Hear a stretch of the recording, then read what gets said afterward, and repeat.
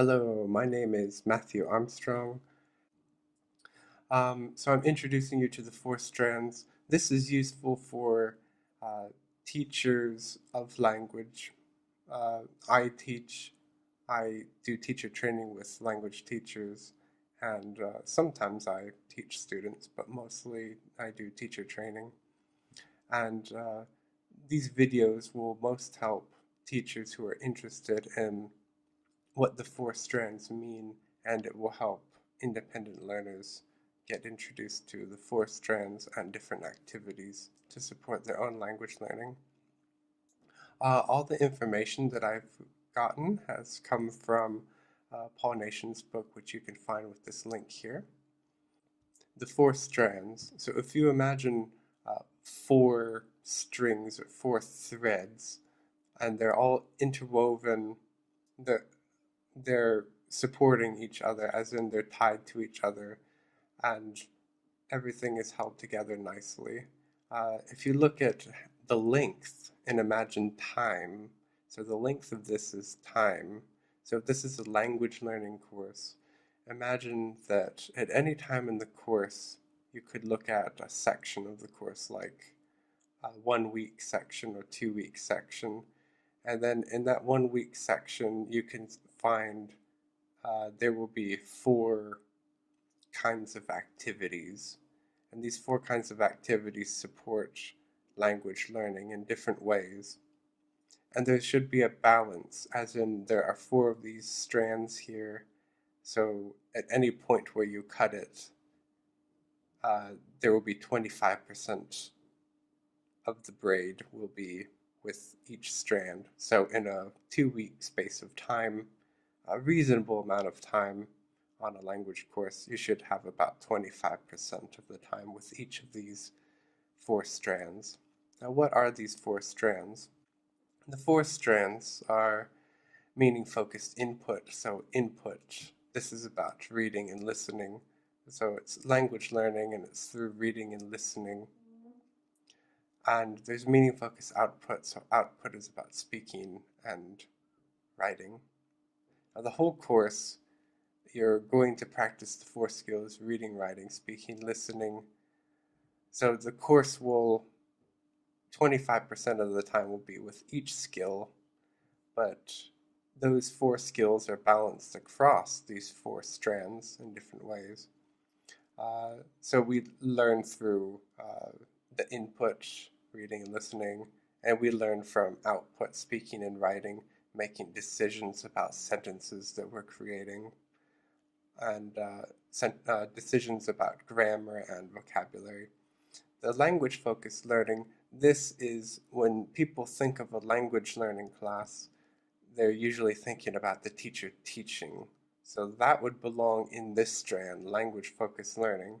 But the teacher teaching students is only one way of doing this. There are many other, perhaps even more effective ways of learning that does not involve a teacher. Fluency development, this is using what you know to go faster, basically. So you can use that with the four skills: reading, writing, speaking, and listening. The graph over here, the pie chart, you can see there's a balance with all four of these strands. So a teacher's job would be to make sure that the students benefit from learning opportunities from each of these four strands. So they need to be familiar with activities that are in each of these four strands. So we're going to look at meaning-focused input first. So 25% of the course should have meaning-focused input. Most courses, if we go back, most courses spend too much time in the language-focused learning area. So they're not using what they know in reading or speaking, and they're not using what they know to go faster. And there's not enough of comprehensible input, as in lots of reading and listening that's easily understandable. It's too much about learning. So we look at meaning-focused input. We've got a quarter of the course is spent here. So meaning focused input means reading and listening. And this is message focused. So message focused means students or the student or the learner is focused only on understanding the material. So this could be a story, it could be a student speaking to the other person. Um, so if you do a pair work activity and you're listening to your partner, you are getting meaning focused input through listening. So if you're independent, if you're learning on your own, then you need to get reading and listening material that's at the right level, but not too easy, because you need to learn new words from it and you're exposed to grammar as well. So you also learn indirectly grammar through meaning focused input. So the correct level would be you need to have 98% coverage of the vocabulary. So 98% coverage, what does that mean? That means for every 100 words, there are 2 words you don't know. What happens if you have only 90% coverage? Well, you do understand the basic idea. You understand the gist. You might even understand enough to think you understand enough, but you really don't. That's okay for 1 page of understanding. But if you're talking about a book, it's not enough. And it's not enough vocabulary coverage to learn the unknown words. So a good example of that is a graded reader. So using graded readers, it has a controlled vocabulary, which means if you know 800 words, then you read a graded reader, and the vocabulary is controlled. So those 2%, the 2% of unknown vocabulary is the vocabulary you need for the next stage, as in the next 100 or 200 words. It's the most useful. If you pick up a novel, then the vocabulary is uncontrolled. Now, there is something called Zipf's law. So this states that half of the vocabulary in a book is there. It occurs in the book only one time. So you're not going to see vocabulary often enough to remember it. But if you are able to read uh, authentic material, books for native speakers, then great. Just make sure you have 98% of the vocabulary that's on there, that's in the book. So, starting off, if you're able to read books, maybe children novels are the best, and you need to focus on just understanding. Uh, so 25% of the course is spent here. That's a big chunk of the course. Let's look at meaning-focused output. So output, speaking and writing. So we've got a quarter of the course is spent here. So the speaking, you would be speaking to another person, or you would be preparing a talk to give, or a presentation to give, maybe create a YouTube presentation, but it's about communicating, so it's message focused. It's not about uh, reading something out loud to make sure it's 100% correct. Um, so uh, with writing, if you write a message to a friend in another language, that is practicing meaning focused output. It's communication. Um, so you should be very familiar with the content or the topic that you're communicating.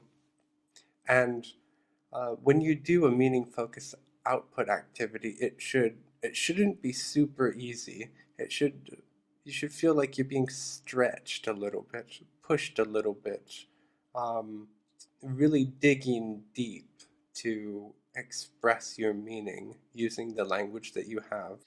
For example, I've been in China for several years. When I go into a taxi, I know exactly the kinds of questions they'll ask. Uh, where are you from? Do you like living here? Do you think it's better in America or China? I'm very familiar with answering those questions, so that kind of dialogue does not practice meaning-focused output for me. That practices fluency for me, so it's really easy and I'm able to push myself to speak really quickly. Um, but if I'm talking about a topic I know about, for example, if I tried to talk about meaning-focused output in Chinese, I would be really pushing my ability in Chinese. That's the difference between meaning-focused output and fluency. Um, the point is meaning-focused output, you need to make decisions about how you're using the vocabulary and grammar when you're speaking. Whereas in fluency, it's more automatic. Okay, next. Language-focused learning. So when you're thinking about the four strands, you need to work very hard so you can distinguish whether an activity is meaning-focused or it's form-focused. So something's meaning-focused, that means it's message-focused. We're communicating an idea. So language-focused learning, it's deliberate learning of language. So language is vocabulary, grammar, pronunciation, or discourse. Now, grammar is about a sentence. Discourse is about a text. So how does a conversation work? What different directions could a conversation go in? Uh, for example, if you're talking about experiences, the conversation could be like this. Have you ever been to Shanghai? Uh, no, I haven't, but I'd like to. Okay, so we went from present perfect, and then I said no, and then I add a bit of more information to the conversation. Or a very common one is present perfect, and then you shift to past simple when you know something happened in the past. So, have you ever been to Shanghai? Yes, I have. When did you go? So, that's an example of what discourse is. Discourse can also be the organization of an email. So, if you're getting used to writing emails in a language, you need to know discourse. Be familiar with discourse. Um, Okay, so a problem is most language courses spend too much time with language-focused learning. Teachers feel they need to teach something. So if you teach something, that means language-focused learning. Um, so language-focused learning is not about communication. This is about deliberate learning. Um, So students need to be actively engaged with this, not somebody else telling them what to do or leading it all the time. This stage, if you're a teacher, can also be about strategies for learning. So a student's strategy for listening and being a competent listener could be controlling the other person speaking, and um, for speaking, a strategy for speaking would be uh, you're asked a question, you answer the question, then you add something. So if someone says, where are you from? I'm from the States. And then they ask another question, then you just answer. So if someone asks a question, then you answer, ask a question, then answer. The person asking the questions will feel like you don't want to talk. So a good strategy for continuing the conversation is adding something. Where are you from? The States, but I like to travel. Then it's easy for the other person to start talking. Those are just examples. Um, so in language-focused learning, you can use the four skills, reading, writing, speaking, listening, um, to practice deliberate language learning. So some examples of that are intensive reading, so you get a text that's a little difficult for you, and it it's short, about a page long, and you learn all the vocabulary in that text. You read it a few times and learn all the vocabulary in the text, and you try to figure out the grammar maybe. You can also use study cards to learn the vocabulary. So study cards would be English on one side. For me, English on one side, Chinese on the other, and I test myself. The fourth strand is called Fluency Development. So Fluency Development is where you use what you know and you try to go faster with it. So a quarter of the course is spent here. This is message focused. So it's about communication, whether you're communicating to someone else or it's communication if you're receiving the message through reading or listening. So what are the ingredients for a fluency activity? So the content needs to be very easy. So if you're reading or listening that content, you should know all of those words. What you're producing, speaking or writing, you should be very familiar with that, and it should be well below your level. You shouldn't feel stretched at all when you're speaking for fluency. It needs to be something well within your ability. Because if it's not, the first time you do it, it's going to be meaning-focused output, right? It's not going to be fluency. So there needs to be a push to go faster, and you need to have lots of repetition. So speed reading is an example of that. So maybe you take some reading material that's really easy for you, or you take reading material, something you've read already. It could be something from meaning-focused input that you've used, and you read it again, but you just try to go as fast as you can. That's speed reading. And this is good because it helps you digest and compute and comprehend that material faster through that skill. Fast writing is also a good way to practice fluency with writing. So you just write like crazy for 10 minutes, and it doesn't matter about the writing accuracy or like the spelling or anything. And it's not about feedback. You just write like crazy.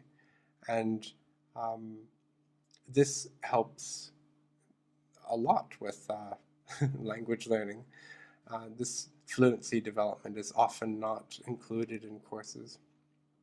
All right, so as I said before, we've got our meaning-focused input. This is reading and listening, and it's message-focused. All of these strands are message-focused except for language-focused learning. Here are activities that we will be looking at in other videos. And these activities belong in these strands. So for meaning-focused input, there are at least two activities you can use there. Here are 4 different activities you could use for meaning-focused output. Language-focused learning, there are 5. Fluency, there are 5 that can be used. So thank you so much for staying with the video until the very end, and I hope that you've learned a lot, but most likely you have a lot of questions. So please watch the other videos in this series to learn more about the different activities and how they work with the 4 strands. Thank you.